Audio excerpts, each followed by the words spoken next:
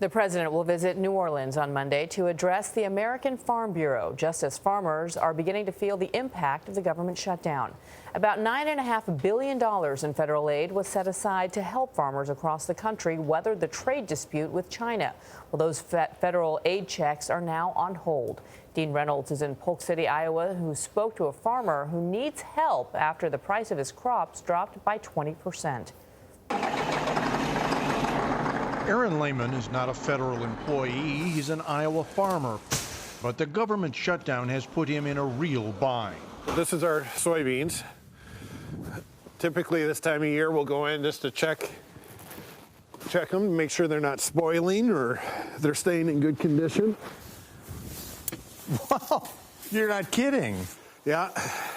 It's a 30-foot bin. When it's full, it holds about 10,000 bushels. Lehman has watched the price of his soybeans drop 20% since last summer when the Trump administration got into a fight over trade with China. So the price drop off on soybeans together with the government shutdown is like a double whammy. It really is. It got us coming and going. This adds just another layer of uncertainty. Oh, absolutely. We rely on our USDA folks. The government shutdown means farmers are sort of flying blind, lacking the supply and demand information that the now closed Agriculture Department would be providing them and allowing them to plan ahead. In 3 months, these dusty fields should be filled with crops, but how much to plant, no one is really sure.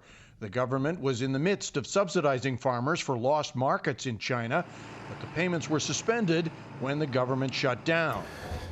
That side's not too bad. A farmer for 25 years, Lehman wonders how it's come to this. It's not worth putting up the wall to put us in this situation. It's just over 1,000 miles from his Polk City acres to Washington, D.C., but the reverberations from the border wall stalemate are hitting him hard. We're used to weather factors being out of our control. We try to deal with those as best we can. The patience runs thin for farmers when it seems like there are a crisis that's invented or something that can be completely avoided. That makes no sense. It really makes farmers exasperated. And they are not alone. For CBS This Morning, Dean Reynolds, Polk City, Iowa.